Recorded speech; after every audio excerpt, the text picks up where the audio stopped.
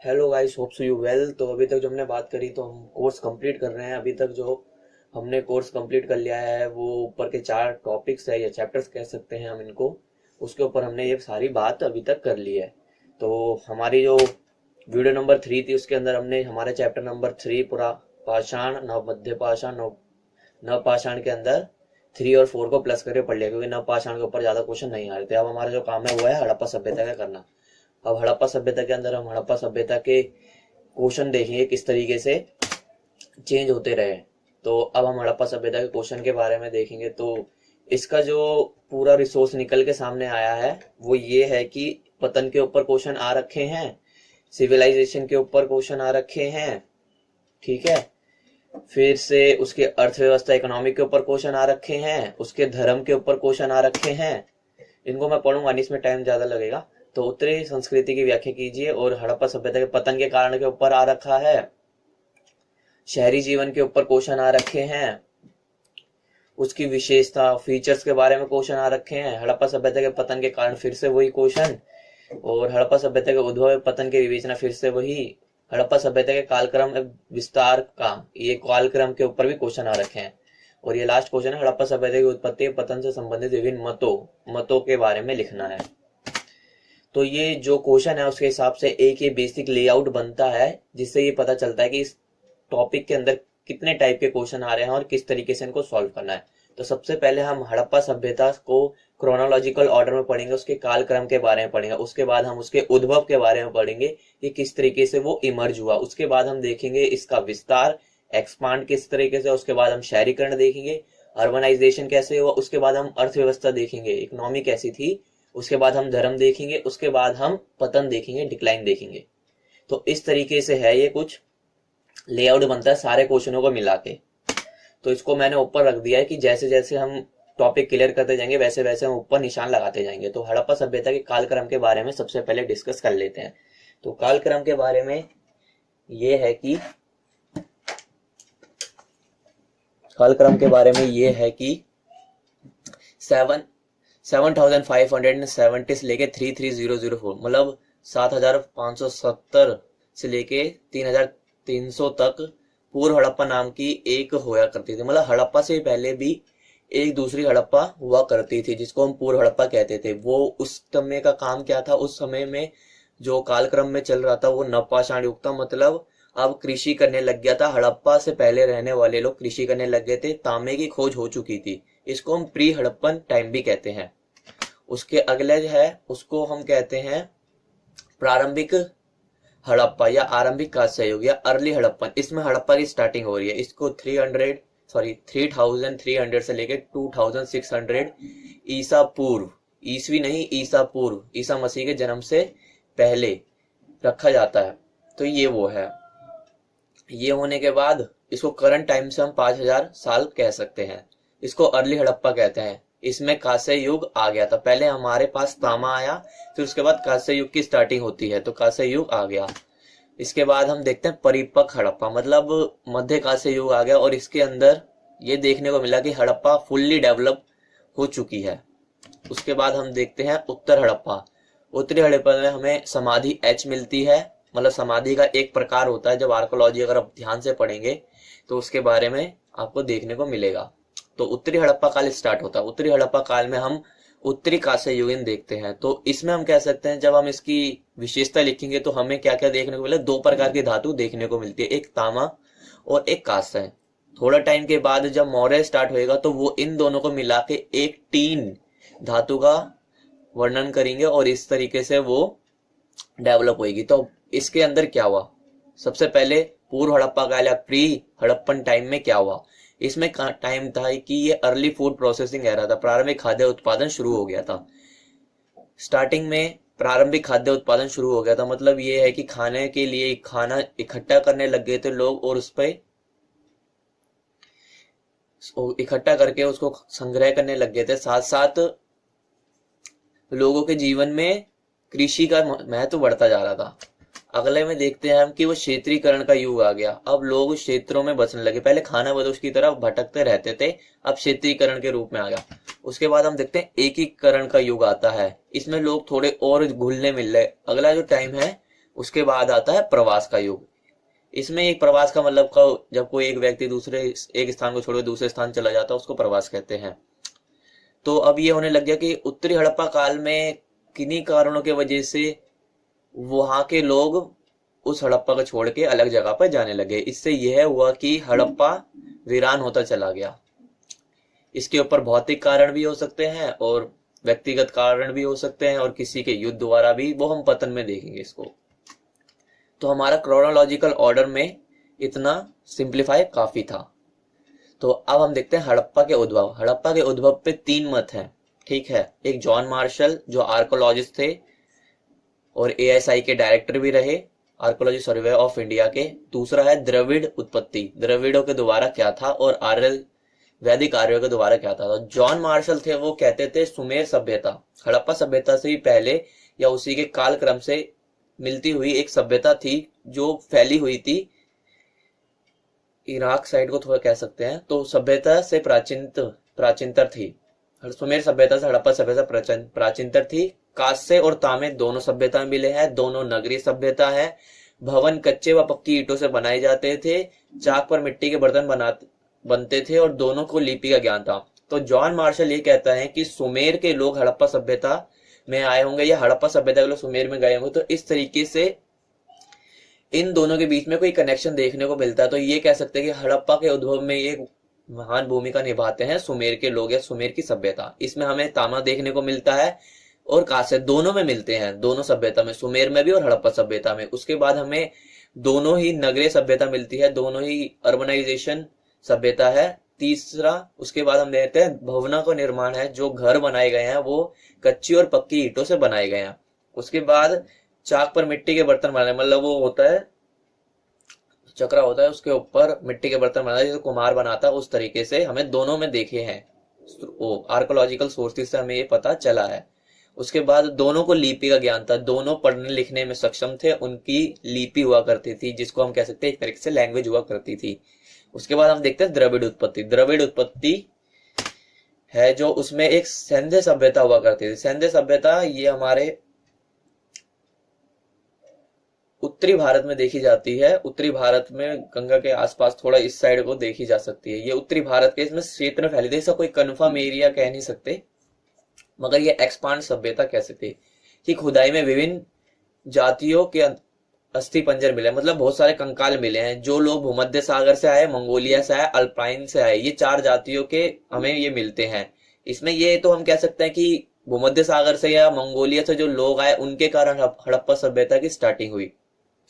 इसमें हम धर्म के बारे में देखते, द्रविड़ कहते हैं कि हड़प्पा सभ्यता में एक धर्म था, भगवान को वो मानते थे, बट वो अर्बनाइजेशन नहीं थे। पहले में मैंने पॉजिटिव लिखा और दूसरे में मैंने नेगेटिव इसलिए लिखा है ये व्यू, क्योंकि सारे पॉजिटिव लिखने से टीचर को अच्छा नहीं लगता है, उसको कुछ नेगेटिव भी सोचने का लगता है कि बच्चा पढ़ के आया है उसके बारे में। तो यहाँ पर नेगेटिव 2 व्यू नेगेटिव डाले हैं। एक द्रविड़ के अंदर ये कह रखा है कि वो अर्बनाइजेशन नहीं थे, मगर जॉन मार्शल है वो कहते हैं कि ये अर्बनाइजेशन थे। उसके बाद हम देखते हैं वैदिक आर्यों के उद्भव के बारे में। तो वैदिक आर्यों में ये कहा गया है कि इस सभ्यता का निर्माता वैदिक को ही कहा गया है।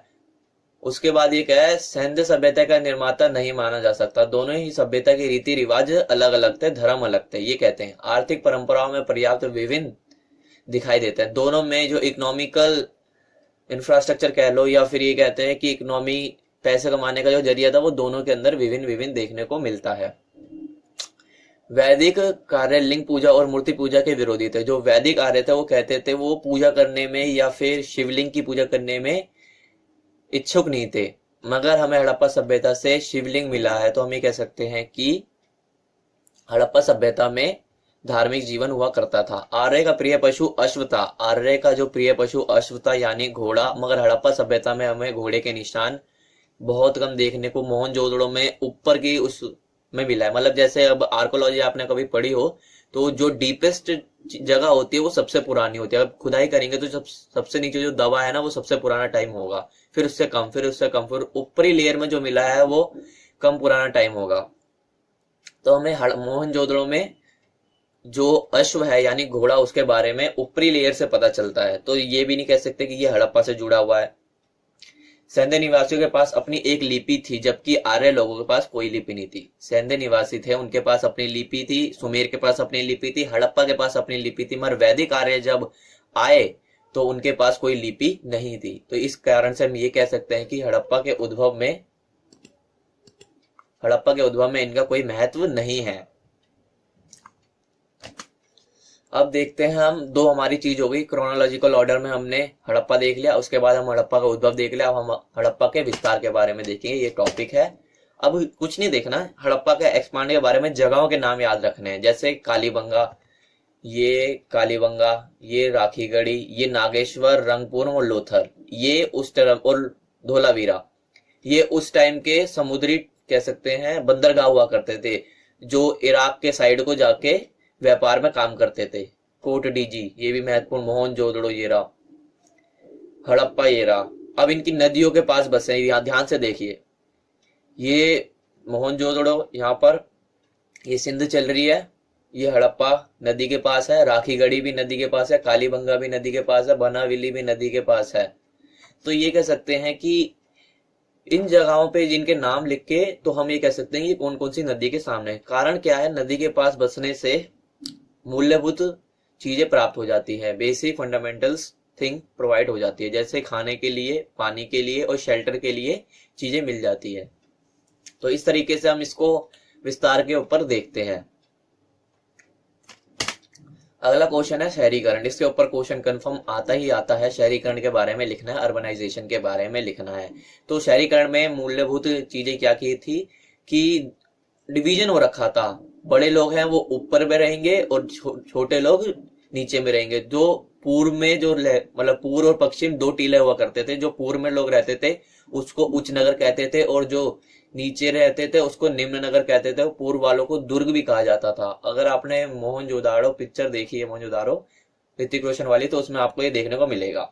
नगरीय क्षेत्र में सामान्य नागरिक, व्यापारी, शिल्प कारीगर और श्रमिक रहते थे, अर्थात जो निम्न कोटि के व्यापारी, शिल्पकार जो बनाते हैं, और सामान्य नागरिक नीचे वाले स्थान पर रहते हैं। रिहायशी मकानों के बीच में एक आंगन होता था, जिसके 3 या 4 और 4-5 कमरे हुआ करते थे, और रसोई घर में स्नान गृह हुआ करता था। तो क्या क्या है कि घरों के अंदर हमें रसोई घर देखने को मिलती है, एक आंगन देखने को मिलता है, कुएं देखने को मिलते हैं, लोगों के घर में शौचालय देखने को मिलते हैं, मकान में सीढ़ियां हुआ करती थी, दरवाजे हुआ करते थे जो गली के पिछवाड़े पे खुलते थे, पक्की ईंटों का प्रयोग मकान को निर्माण करने में बनाया जाता था। ये अर्बनाइजेशन के कुछ टॉपिक्स। और ये और है, सड़कों का निर्माण हुआ करता था सुव्यवस्थित करके। यह कह सकते हैं कि अगर वहां पर सड़कों का निर्माण सही है, क्योंकि करंट टाइम में भी अगर सड़कों का निर्माण करना है तो एक अच्छा एडमिनिस्ट्रेशन की जरूरत होती है, तो उस टाइम पर भी शायद एडमिनिस्ट्रेशन होता हो, और इस कारण से हम इसका पॉलिटिकल व्यू रेडी कर सकते हैं। तो इस तरीके से हम ये देखते हैं। उसके बाद हम देखते हैं मुख्य मार्ग का जाल प्रत्येक नगर को 5-6 खाड़ों में, मतलब ये है कि मुख्य मार्ग को डिवीजन करा गया, चौराहे टाइप का हुआ करता था। सड़कों की स्वच्छता के लिए दोनों तरफ गड्ढे खुदे हुए करते थे, जिसके अंदर वहां पर कूड़ा फेंका जा सकता था। जल एवं मल के निकास के लिए पक्की ईंटें की बनी गई, मतलब नालियां बनी हुई थी। अभी भी जैसे बैकवर्ड सोसाइटी में जाएंगे तो घरों के पास से जो 2 नालियां जाती है रोड के साइड से, उस तरह की नालियां बनी हुई थी और उसको ऊपर से ढका हुआ था। ठीक है, ये उनकी नगरीय सभ्यता में। तो बेसिक इसमें क्या क्या है, 2 प्रकार के टीले हुआ करते थे, दुर्ग और निचले शहर कह सकते हैं, जिसमें सामान्य लोग थे जो मिडिल क्लास कह सकते हैं, या गरीब लोग थे, या व्यापारी समूह थे, वो निचले में रहते थे। रिहायशियों में हमें शौचालय देखने को मिलता है, रसोई घर देखने को मिलता है, कुएं देखने को मिलते हैं, सीढ़ियां देखने को मिलती है, दरवाजे देखने को मिलते हैं, और पक्की ईंटों का प्रयोग देखने को मिलता है। सड़कों का निर्माण हमें देखने को मिलता है। मार्ग जो हुआ करते थे वो चौराहे पे एक दूसरे को काटते थे और एक तरह का चौराहे का निर्माण करवाते थे। कभी 5 में कभी 6 रोडों में भी इसको विभाजित देखा जा सकता है। सड़कों की स्वच्छता के लिए साथ में गड्ढे खोद रखे थे, जिसमें उनके कूड़ा फेंका जा सकता था और उनको बाद में ढका जा सकता था। जल एवं मल के निकास के लिए पक्की ईंटों को की एक नालियां बनाई जाती थी, उसके अंदर से जल बहता था, और वो अगर दूषित ना हो या मनुष्य को उससे प्रॉब्लम होती हो तो उसके ऊपर से वो बिछा रखा था, जैसे सिल्ली होती है पत्थर की बड़ी वाली, उसको बिछा रखा था। तो इससे स्वच्छता के ऊपर भी उन्हें अच्छा खासा ध्यान दे रखा था। ये हमारा शहरीकरण हो गया। अब हमें देखना है इकोनॉमी। इकोनॉमी में हम 3 टॉपिक में देखेंगे इसको, कृषि में देखेंगे, पशुपालन में देखेंगे, व्यापार में देखेंगे। एग्रीकल्चर, पशुपालन और व्यापार, ट्रेड में देखेंगे इसको। उसके बाद हम देखेंगे कि क्या क्या मिला। कृषि के अंदर जो हमें देखने को मिलता है वो है गेहूं और जौ हमें देखने को मिलती है। कालीबंगा की प्रे हड़प्पा अवस्था में कुड़ हल का प्रयोग हमें गेहूं देखने को मिलता है। वर्तमान का जो राजस्थान है उसको कालीबंगा कहा करते थे उस टाइम पर। और वहां से जो हमें मिला है या कालीबंगा संस्कृति, क्योंकि अगर आर्कोलॉजी अगर आप डीप में जाके पढ़ेंगे तो पर्टिकुलरली जो नाम दे रखे हैं उस हिसाब से वहां के संस्कृति के बारे में या वहां के गांव के आधार पे ये नाम रखे गए हैं। तो राजस्थान के अंदर हमें हल की रेखा, जैसे अगर कोई आपने देखा होगा जब हल चलता है तो एक लाइन सी बन जाती है, बहुत सारे खेतों में लाइन लाइन सी खींची जाती है, तो वो हमें देखने को मिलती है कहां से, राजस्थान में। शायद लकड़ी के हलों का प्रयोग किया गया था क्योंकि लोहा अभी मिला नहीं था। तांबा और कांसा प्रयोग में ला नहीं सकते थे क्योंकि वो मुड़ जाया करता था जल्दी, और मिट्टी वो तो ठोस होती है, इसलिए हम कह सकते हैं कि लकड़ी के हल का प्रयोग होता था। फसल काटने के लिए शायद पत्थर का प्रयोग हुआ करता था। पत्थरों को पैना करके जो हम पाषाण से मध्य पाषाण और नव पाषाण में जो ट्रांसफॉर्म हुआ है, पत्थरों में जो टेक्नोलॉजी डेवलप हुई है उस आधार पे पत्थरों का प्रयोग काटने के लिए जौ, राई, मटर आदि अनाज उगाया करते। चावल के भी उपज हमें देखने को मिलती है क्योंकि उस टाइम पर चावल के लिए चाहिए पानी। उस टाइम पर सिंधु नदी बहुत अधिक पानी से सुसंचलित थी, तो इस आधार पे कह सकते हैं कि चावल भी हमें कहीं कहीं पर देखने को मिलता है। सबसे पहले कपास पैदा करने का श्रेय भी सिंधु लोगों को जाता है, और यूनानियों ने इसे सिंडन का नाम भी दिया है कपास को, क्योंकि वहां से यूनानी जब आए होंगे हड़प्पा में उनको कपास मिला होगा, तो उनने इस आधार पर इसका डिस्क्रिप्शन अपने यहाँ पर दिया। पशुओं में हम क्या देखते हैं, बैल, गाय, भैंस, बकरी, भेड़ और सुअर पाले जाते थे। गधे और ऊंट भी हुआ करते थे। घोड़े का अस्तित्व में सिर्फ मोहनजोदड़ो की ऊपरी सतह से मिलता है, वो भी बहुत मतलब उत्तर हड़प्पा काल में कह सकते हैं या उससे भी लेट या मौर्य के टाइम पर कह सकते हैं, मगर इसके ऊपर आर्कोलॉजिकल सोर्सेज कभी भी सही या कभी भी गलत नहीं कह सकते, मतलब 50-50 होते हैं ये, हमेशा पूरे एक्सप्लेनेशन नहीं कर सकते। इतना तो स्पष्ट है कि हड़प्पा काल में इस पशुओं के प्रयोग का आम प्रचलन नहीं था। हड़प्पा लोग हाथी और गैंडे का भी प्रचलन किया करते थे। तो क्या क्या मिला है, बैल, गाय, भैंस, बकरी, भेड़, सुअर, हाथी, गैंडा, गधा, ऊंट, ये सब हुआ करते थे। तो बैल से कह सकते हैं कि हम कृषि का राजा, और बैल का प्रयोग इनने उसमें बैलगाड़ी के अंदर किया गया है क्योंकि हमें एक छोटी सी 5-6 इंच या इतनी ही साइज की एक बैलगाड़ी मिली है हड़प्पा की खुदाई के अंदर, मिट्टी की बनी हुई। तो हम ये कह सकते हैं कि बंदा वही है कि जो होगा वही बनाएगा देख के, तो उस हिसाब से हम कह सकते हैं बैलगाड़ी का प्रयोग व्यापार के अंदर किया जाता होगा। उसके बाद हम देखते हैं व्यापार में ये था कि लोगों के जीवन में व्यापार का बड़ा महत्व हुआ था। मोहनजोदड़ो और लोथल में बड़े बड़े कोठरे बनाए गए थे जिसमें वह अनाज रख सके। एक लिपि बनाई गई थी जो और माप तौल के जो ये नियमों को सुधार सके, मतलब इसके अंदर जैसे कहते हैं ना गवर्नमेंट अप्रूव एक लेटर हुआ करता है जिसके अंदर माप तौल के नियम लिखे हुए होते थे। सिंधु सभ्यता के क्षेत्र के भीतर पत्थर, धातु, शल्क आदि का व्यापार हुआ करता है। नागेश्वर, बालाकोट और रंगपुरम जो ये गुजरात के पॉइंट मतलब समुद्र से जुड़ते हुए एरिया हैं गुजरात के, तो ये सारे व्यापार में काम आते थे। शिल्प का काम हुआ करता था। गले में माला जो बनाई जाती है नॉर्मली जो आज के डेट में पहनते हैं, उस टाइम पर शंख हुआ करते थे छोटे छोटे जो समुद्र में मिलते थे, मतलब समुद्र के किनारे पे मिलते थे, जो मिट्टी में मिलते थे, उनको उसमें गड्ढे करके उनको बनाया जाता था और उनका व्यापार किया जाता था। और उन्हीं से एक तरह से ये थोड़े टाइम के लिए क्या कहते हैं करेंसी के रूप में भी इस्तेमाल किया जाता था। धातु के सिक्कों का प्रयोग नहीं था, मोहरों का प्रयोग हुआ करता था और ये सीपियों का प्रयोग हुआ करता था। अरब सागर के तट पर जहाज रानी हुआ करती थी, नौचालन हुआ करता अरब सागर के तट पर जुड़े हुए थे। वे चक्र के प्रयोग से भी प्रचलित थे, बोले तो मतलब पहिए के प्रयोग से भी प्रचलित थे। उत्तरी अफगानिस्तान में एक वाणिज्य उपनिवेश स्थापित किया गया था। वाणिज्यिक उपनिवेश का अर्थ है कि एक फैक्ट्री स्टैब्लिश कर रखी थी जो एक फैक्ट्री स्टैब्लिश कर रखी थी जिसके सारे उनका व्यापार मध्य एशिया, बोले तो ऊपरी चीन वगैरह एरिया में हो रखा था। तो ये हमारी अर्थव्यवस्था हो गई। अर्थव्यवस्था के बाद हम धर्म में देखते हैं। धर्म के अंदर क्या क्या है, क्लियर ही बता देते हैं इसको। मात्र देवी की उपासना हो, एक मूर्ति हुआ करती थी जो हड़प्पा की खुदाई में मिली है, जो एक सींग वाले जानवर के ऊपर खड़ी है। तो ये कह सकते हैं कि उस समय महिलाओं को सम्मानित किया जाता था। उस समय की जो सिंधु माता कह सकते हैं उसको मात्र देवी, सिंधु घाटी की निवासी मात्र देवी का उपासना करते थे, और सभ्यता बलि भी दी जाती थी, और नर बलि भी दी जाती थी, मतलब जानवरों की बलि भी दी जाती थी और इंसानों की भी बलि दी जाती थी, होती होगी भाई। शिव पूजा होती थी, वो भी लिंग स्वरूप, जो आज हम शिवलिंग है जिसके ऊपर हम जल चढ़ाते हैं, वो हुआ करता था। प्राकृतिक रूप से पूजा किया जाती थी देवताओं की, पीपल का हो गया, इन सबों की पूजा की जाती थी। कुबड़े बैल की, कुबड़ा बैल जो होता है उसके पीठ के ऊपर से वो बड़ा सा निकल रहा होता है ऊपर को, उसको कुबड़ा बैल कहते हैं, उसकी पूजा की जाती थी और वो बहुत शुभ माना जाता था हड़प्पा सभ्यता में। मृतक संस्कार भी हुआ करता था। मृतक संस्कार 3 टाइप से होता था। पहले इंसान अगर मर गया है तो उसको खुले में छोड़ देते थे, जानवर आके खा लेते थे। फिर उसका जो जो कुछ भी बचा, हड्डियां वगैरह, उसको जला दिया जाता था। जलाने के बाद उसकी राख जो होती थी वो नदी में बहा दी जाती थी। तो इस तरीके से इसका रिलीजियस धर्म के बारे में हम देखने को मिलता है। उसके बाद हम देखते हैं इसके पतन के बारे में।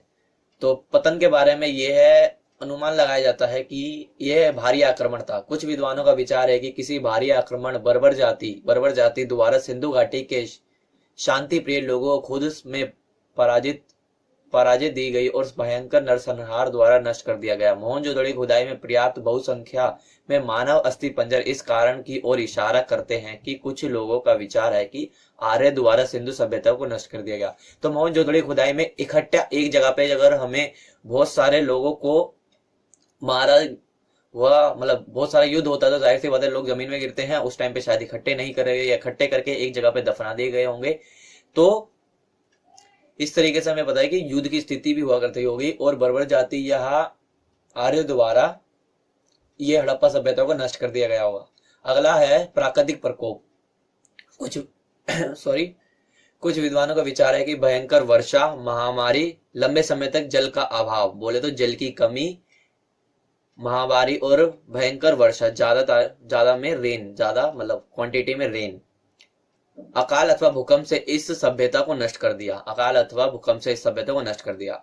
भौतिक परिवर्तन क्या है? कुछ विद्वानों का मत है कि सिंधु नदी के अचानक मार्ग बदलने, भारी बाढ़ अथवा क्षेत्र की जलवायु में आए अचानक परिवर्तन से सिंधु सभ्यता का समतुल विनाश हो गया। खुदाई के दौरान मिले रेत की मोटी परतों से कोई अनुमान निकाले गए हैं। इस मतलब ये है कि इसको 3 भागों में बांट सकते हैं। वैसे तो कई भागों में, भारी आक्रमण बांट लो और प्राकृतिक के अंदर आप कह लो कि भूकंप हो गया है, महामारी हो गई है और भूकंप हो गया, महामारी हो गई है, अधिक वर्षा के बारे में। इसको प्राकृतिक को 3 डिवीजन में बांट लो। उसके बाद भौतिक परिवर्तन में सिंधु मार्ग, जो सिंधु नदी है, या तो वो सूख गई है या तो उसमें बाढ़ आ गई है। तो इस कारण से इसको 2 भागों में और बांट सकते हैं, या उसने अपनी जगह ही चेंज कर ली, इसको 3 भागों में बांट। इस तरीके से इसका आंसर एक्सप्लेन या एलेबोरेट कर सकते हैं। तो ये हमारा पतन हो गया। तो join WhatsApp group for other information और थैंक्स फॉर वॉचिंग वीडियो। तो if you like and share and subscribe us, thank you.